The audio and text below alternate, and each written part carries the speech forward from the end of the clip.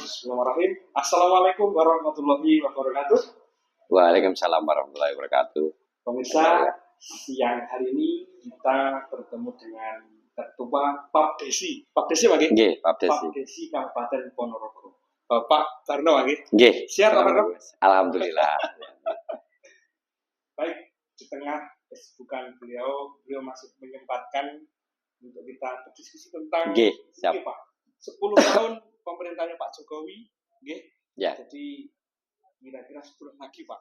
Ini kan tanggal 24, 20 Oktober sudah presiden baru, kata Pak. Siap. Kita ingin bertanya tentang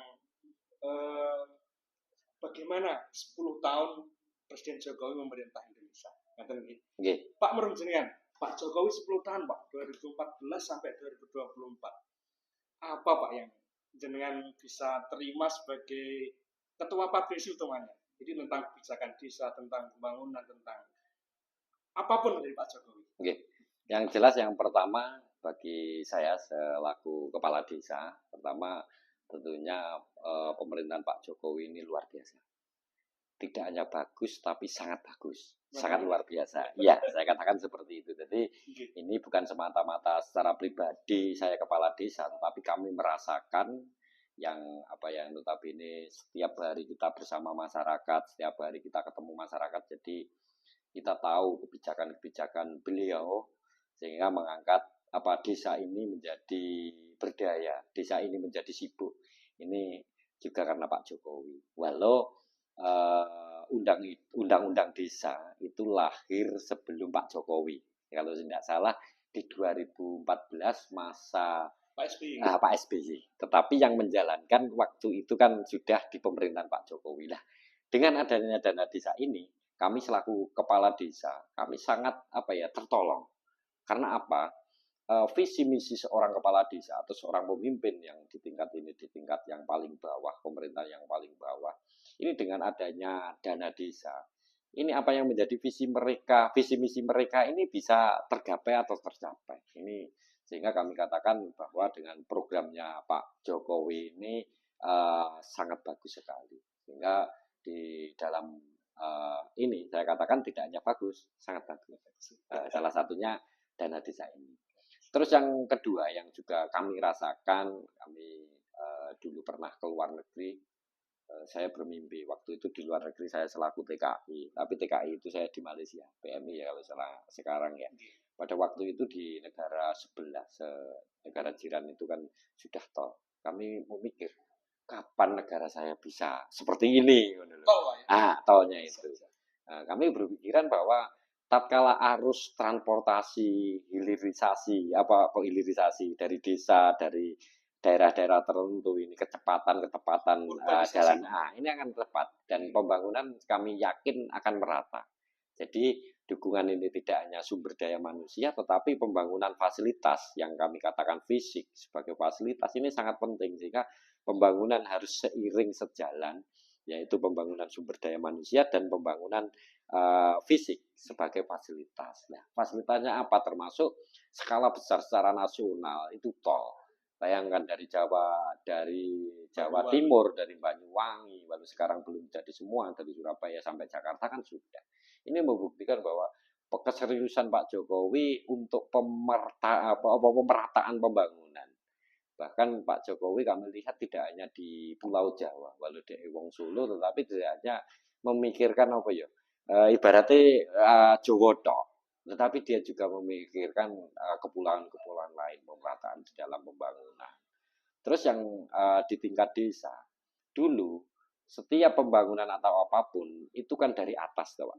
Kalau sekarang desa itu diberdayakan, jadi diberi bukan kemudahan kepercayaan untuk mengelola keuangan dengan sendiri yang sesuai dengan potensi desa yang ada, walau memang adalah sebuah regulasi atau aturan atau macam petunjuk dari sana untuk kegiatan ini, katakan seperti BLT Diding untuk bagaimana orang miskin yang membutuhkan atau keluarga RTM atau miskin ekstrim Terus untuk pertanian itu ketahanan pangan dan sebagainya itu bagi kami tidak masalah karena di situ semua menyangkut tentang akses kehidupan masyarakat.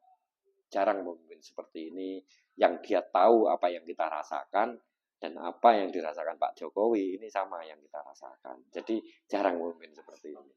Ya. Ini sangat puas Pak ya. Kalau saya ya. Kepemimpinan Pak Jokowi. Oh iya. 10 tahun. Karena ini saya waktu itu masih seringat. Pada waktu saya mencalon kepala desa di 2013, saya punya visi misi ini sak bajek. Wah, anak sekali. Tapi kami juga bingung orang tua anggaran. Padahal harus menjalankan di dalam visi misinya. Ini kan memerlukan sebuah pembiayaan. Biayanya kok ngendi, Pak? Framing kita bilang hanya suara saja, hanya mulut pandai bicara tapi tidak bisa melaksanakan karena tidak ada uang, tidak ada dana, tidak ada faktor pendukung yang lainnya. Dengan adanya dana desa, akhir mengalir apa yang menjadikan visi misi seorang kepala desa ini bisa tergapai. Karena wis duit, biar aku tentang kesehatan, bagaimana tentang kesehatan, bidang kesehatan apa yang perlu dan sangat diperlukan di desa kami, yang sangat diperlukan oleh masyarakat. Terus tentang pendidikan, apa yang diperlukan? Ya apa yang bisa dibantukan? Ngene duit kok, kan malah iso ngono lho, Pak. Dengan adanya desa. Lek tidak kita kan hanya bagaimana ya? Ibaratnya ngomong doang. Orang yang bukti ini, tapi ini bisa menjadi kenyataan karena undang-undang desa lahir terus diimplementasikan. Lek ming lahir tok ora dipraktek nih, ya percuma. Umpamanya seandainya 2014 kemarin undang-undang desa didok, tetapi desa tidak serta-merta 10% APBN non apa itu yang diberikan desa itu tidak dibuktikan diberikan. Ya tetap tidak iso ini undang-undangnya. Nah ini dibuktikan kok. Walau belum penuh, kami menyadari bahwa kebutuhan negara ini sangat banyak. Walau belum boleh dikatakan itu 100%, bagi kami ini sudah sangat terbantu. Ya kami berharap nanti kepemimpinan berikutnya Pak Prabowo, ini nanti kalau bisa, tolonglah dana desa itu dipenuhi. Kami tidak menuntut Pak. Jadi tidak menuntut harus penuh, tidak lah. Semakin naik. Percayalah bahwa kami di desa ini semakin semakin di dalam pengelolaan ini semakin baik. Jangan hanya mendengar isu-isu negatif bahwa kepala desa banyak yang korupsi dan lain sebagainya. Lihat dulu. Jadi satu contoh di Indonesia ada berapa 7 juta desa atau berapa. Terus sedangkan yang belokkan dana desa itu berapa yang kena masalah. Itu berapa persen. Ojo kok digebyang-byang ngono lho maksud gue. Tidak semua itu. Kan ada kelasnya, ada desa mandiri, desa apa. Kalau memang baik, yo jangan ibarat apa ya Pak susu kena titik ning semua kenangan aja ngono lho Mas maksudku ki ya aja kok diarani aja dijustifikasi bahwa kepala desa pemerintah desa sarang korupsi kabeh jangan. Ada juga desa yang maju karena iya seperti misal ya Pak di Kabupaten Ponorogo ini sebanyak 281 kepala desa ya ada lah yang tersangkut hukum tapi hanya berapa kelintir loh Pak 0, nah kan 0, ya itu hanya sebagai arahan, sebagai apa ya, sebagai pengingat, sebagai referensi bahwa kue orang hati-hati, terus kue korupsi, kaya kae, kue dihukum, itu tidak apa-apa. Hanya sebagai seperti itu, jangan menjustifikasi bahwa kepala desa ini jangan. Saya berharap seperti itu, yakinlah Pak Presiden baru, ini dengan adanya desa, ini ke depannya, mungkin 5 tahun di dalam pemerintahan Bapak nanti, ini akan lebih baik, pasti lebih baik. Desa akan lebih baik, desa akan lebih berdaya. Sekarang berapa dan idealnya itu berapa Pak dari desa yang dikatakan penuh tadi Pak?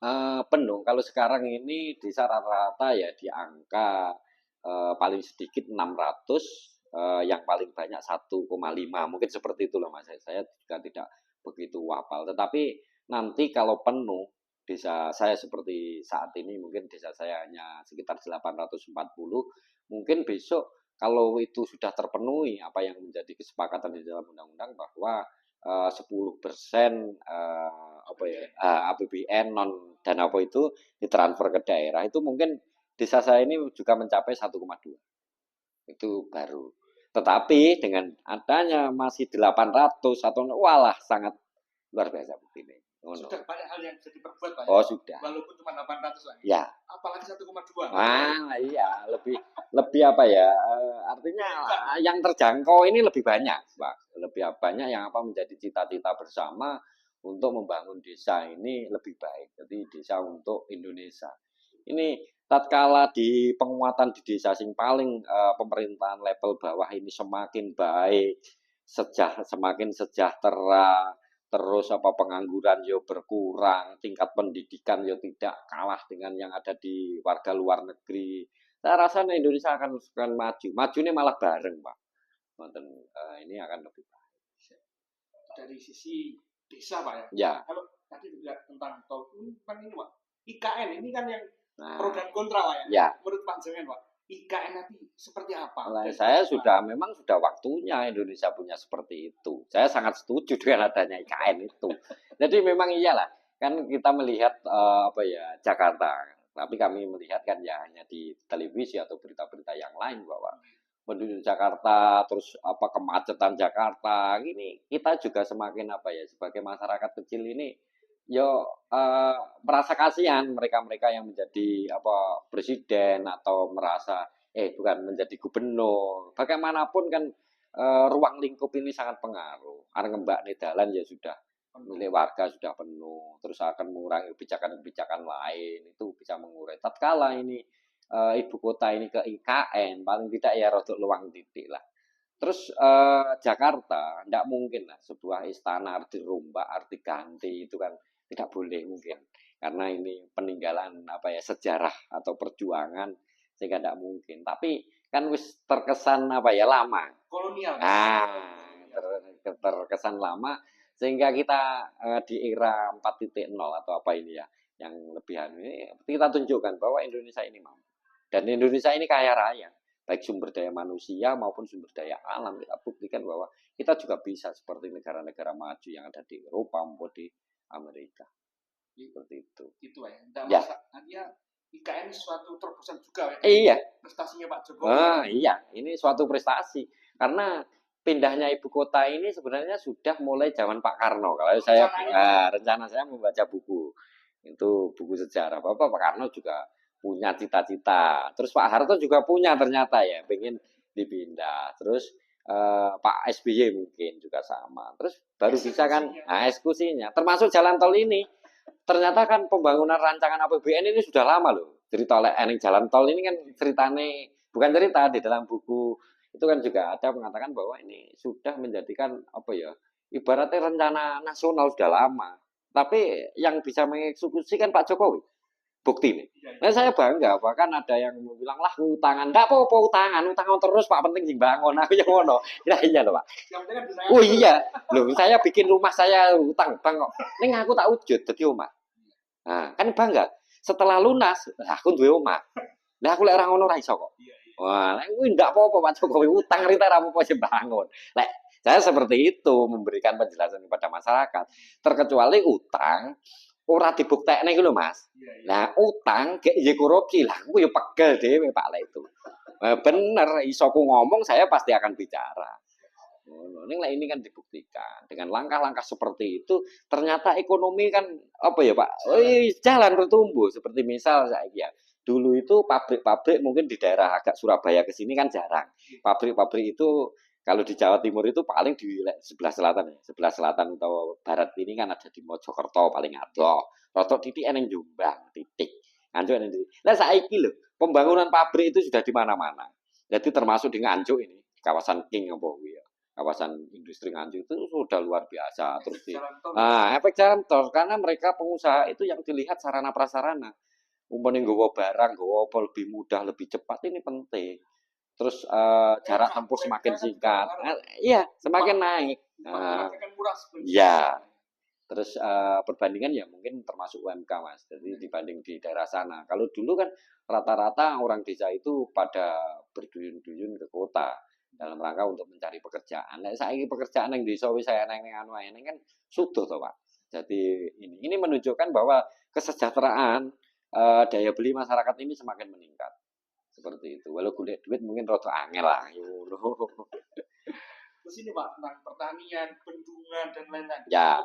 Seperti apa, Pak? Iya, itu ya. Ya cocok. Karena saya 2013 saya juga punya visi misi walau hanya sak kepala desa seperti itu. Akar masalah ini di dalam sistem pertanian ini tetap nenggone banyu, Pak. Air itu utama. Ngomong arep nandur, ya nandur pari, nandur jagung, nandur apa kan tetap air. Kuncinya di air. Lek wis eneng lahan berarti air. Perkara pengelolaan tanah dan lain sebagainya ini sumber daya manusia. Nah ini kan barang, lahan ini barang, air juga barang. Terus baru pupuk. Ketersediaan pupuk seperti apa? Ini kan just lancar, dia kan rada umek-umek ngono dulu. Terus baru zaman Pak Jokowi paling tak just ada lah. Umpama ora neng si petani itu sing penting golek ning toko nono subsidi apa ada. Dia mau tidak mau walau dengan berangkat larang rabuk sembarang, ini dia juga beli daripada tidak dirabuk, daripada tidak dipupuk. Ini kan terbukti ketersediaan ada, subsidi juga masih ada, terus air dengan adanya bendungan ini kan tidak lepas dari itu. Pemikiran Pak Jokowi saya yakin air ini menjadi kunci di dalam kesuksesan di dalam pertanian. Walau mungkin di era Pak Jokowi belum bisa merasakan secara penuh, mungkin regenerasi katakan 2 atau presiden berikutnya, dia akan merasakan dampaknya terhadap bendungan ini terhadap sektor pertanian. Nah ini pasti luar biasa itu. Jadi saya waktu itu habis mengaji di desa saya bagaimana soal pertanian ini, karena di Beringinan ini rata-rata mas panen ini kan hanya sekali. Jadi 2 kali ini sering ora panen, gagal panen. Penyebabnya apa banyu tetepan. Aku banyu tak kayak di sumur terintegrasi itu. Sumur terintegrasi enggak akhirnya panen yo tetap 2 kali, Pak. Tapi setelah itu kan masih bisa tanam-tanam lagi. Nah, di situ dampaknya apa? Pengangguran kurang karena masyarakat semakin sibuk di dalam pertaniannya. Terus selain pertanian, dampaknya yang peternakan. Aku ingin duwe kebun jagung, duwe damen, duwe apa bekas padi itu loh, Mas. Nah, timbang nganggur aku tak ngingu sapi. Nah, pakan sapi kan dampaknya oke loh. Dari dampak itu. Iya, siklus itu, Mas. Jadi ini yang luar biasa. Jadi segala bidang oke, Pak ya. Oke. Sedikit saya mengkritisi tentang hukum aja lah ya. Nah, hukum ini perlu ditegakkan Pak Jokowi. Apakah selama ini belum tegak? Sudah. Ini yuk perlu penajaman lagi ya. Lebih tajam, lebih tegas ya. Jadi kadang-kala kan ada kabar yang mengatakan hukum itu tajam di bawah, di atas tumpul itu loh Pak, yang terbangun di mindset masyarakat di televisi dan lain sebagainya, koruptor miliaran hukum yang setahun nyolong titik ming sitok arti belah lawuh utawa urunan anak yang hukum telung sasi pitung sasi kan tidak adil Pak, ngono lho Pak. Maksud saya seperti itu ya, seperti itulah ya. Sedikit kalau saya melihat di dalam Pak Jokowi ini ketegasan keterpihakan Pak Jokowi terhadap lembaga hukum. Jadi, lah aku mineng ngono tok Pak. Lagi memang sedikit kurang. Jadi seperti yo lembaga-lembaga yang sudah ada. Ya iya sajane. Ini kan penekanan itu terhadap pemimpin juga pengaruh Mas. Mengiring mone seandainya jenengan menteri apa ya kudu ngene ya ngono. Hukumnya harus tak nih, pejabat gede yo. Jadi ketidakadilan di situ. Pak kalau nilai Pak 1 sampai 10, Pak Jokowi berapa? Ya, tak pualnya aku 10, aku lah Pak Jokowi. Tapi hukum ya, Pak. Karena gini, aku ibaratnya coro presiden itu kan saya melihat itu apa ya, Presiden Pak Harto saya masih kecil. Jadi yang paling suweneng aku biar neng kelompok capir terus pelita, pembangunan pelita kayak. Berarti Pak Harto pada waktu itu juga punya program, punya gagasan, berkata pembangunan ini bertahap terus, kayak juga bagus saya nilai. Terus di dalam Pak SBY ini juga bagus juga. Habibie, saya neng Malaysia kemarin ya, tapi rata iso aku. Gus Dur berarti neng Malaysia loh Mas aku. Nanti Malaysia. Megawati aku neng Mas dulu, karena yo wong wedok, jadi kebijakan ya paling tidak saya apresiasi kepada Megawati, lahirnya KPK, lahirnya Mahkamah Konstitusi, penegakan hukum ini saya apresiasi kepada Ibu Megawati. Terus eranya Pak SBY ini cukup juga baik juga walau secara nyata apa keberhasilannya urung secara ekonomi pada waktu itu ya masih ada kesulitan rabuk, tetapi keseriusan Pak SBY ini terhadap penegakan hukum ini juga luar biasa. Pada waktu itu kita lihat satu contoh nenggone Ambalang, nenggono terlibat apa ya partai ini DE juga tega, itu membuktikan bahwa di masyarakat Pak SBY ini ya ora mas itu ora bilo-bilo. Nek memang salah ya salah. Ini ya juga catatan baik. Iya, catatan baik. Nah, di Pak Jokowi ini memang banyak persoalan di hukum, bukan berarti apa ya serta-merta Pak Jokowi neng hukum nol atau tidak. Tetap berbuat, cuman penekanannya kurang tajam didik ngono lho Pak. Kurang get didik cara gas ngono mamane ki gas iki swidak ngono rantang wes ngono 90 ngono lho. Dadi tel ngono biar kalang kabut mereka. Jalan tol. Ya, ngono. Ini ya tipe karakter orang Jawa kan ya maklum lah kon. Keras kayak awake dhewe aku ini ndak bisa lah kayak aku kan ya ngomong tok. Pak itu kan Pak Jokowi sudah 10 tahun. Bulan depan Pak Prabowo Subianto. Harapan panjenengan. Ya pertama selamat. Mendukung enggak? Mendukung. Oh, saya mendukung, Pak. Pak Desi itu kan. Oh, aku mau iya, kalau Pak Desi maksud saya. Ini kalau kita itu ya apa ya? Itu kan selesai kemarin setelah ditetapkan atau dinyatakan Pak Prabowo menang ya sudah. Presiden kami adalah Pak Prabowo dan Gibran. Ini pernyataannya ya apapun yang menjadi keputusan kebijakan di dalam pemerintah, kita selaku pemerintah terkecil kita ya taat kepada aturan-aturan yang memang sudah ditentukan dari aturan yang atas. Ini komitmen kami kami tetap akan memperhatikan mendukung sepenuhnya terhadap pemerintahan yang baru. Terus harapan saya Pak melanjutkan Pak Jokowi dan apa Pak yang perlu ditekankan? Hukum yang paling penting itulah ya Pak di Pak Prabowo ini tentunya ini harus melanjutkan program-program Pak Jokowi yang di mana program ini sudah dirasakan asas manfaatnya terhadap masyarakat ini, baik masyarakat secara langsung maupun tidak langsung. Nah ini harus wajib diteruskan, termasuk IKN ini terus Pak, ini harus diteruskan sampai tuntas, sampai selesai, memang sampai di dalam pemerintahannya nanti di IKN sana, karena Indonesia tidak hanya Jawa, Indonesia tidak hanya Lombok, Indonesia tidak hanya Kalimantan, tetapi Indonesia ini dari ujung timur sampai ujung barat, sampai Sabang sampai Merauke, itu semua kesatuan Republik Indonesia. Nah, mungkin di dalam penegakan hukum ini lebih tegas sedikit Pak, harapan saya kepada Pak Presiden baru, bagaimana di dalam penguatan terhadap KPK, terus lembaga-lembaga yang memang nenggone hukum termasuk kejaksaan, kepolisian dan lain sebagainya, bikin tegas untuk kegiatan-kegiatan hukum ini. Pak Prabowo ini kan juga ada ini Pak, program unggulan makan bergizi gratis. Nah, komentar misalnya Pak. Makan sebenarnya kalau mau jujur Mas, soal makan ini sebenarnya masyarakat Ponorogo khususnya di kami jaranglah yang kekurangan makan. Kekurangan gizi itu jarang, cuman pengaturannya saja. Kadangkala kita itu makan ikan bendino undangan ikan sosok gangurangan ngono Pak, kan sistem pengangguran sebenarnya itu. Tapi kalau memang itu sudah menjadi kebijakan dari pemerintah pusat, kebijakan Bapak, kami akan mendukung. Seperti itu. Oke, pemirsa, sudah banyak hal yang kita perbincangkan, mudah-mudahan membawa inspirasi yang jelas. Mendukung Pak ya? Siap mendukung, jelas mendukung Mas. 1000%, tidak hanya 100%, 1000%. Siap, Mungkin pemirsa, bincang-bincang kita dengan Ketua Pak Desi Kabupaten Ponorogo dan calon bupati Pak ya? Kan calon nanti. Terima kasih. Assalamualaikum warahmatullahi wabarakatuh. Waalaikumsalam. Terima kasih Bapak. Nggih, sami-sami. Nggih. Nggih. Engko bayarnya ya. Angkat danau.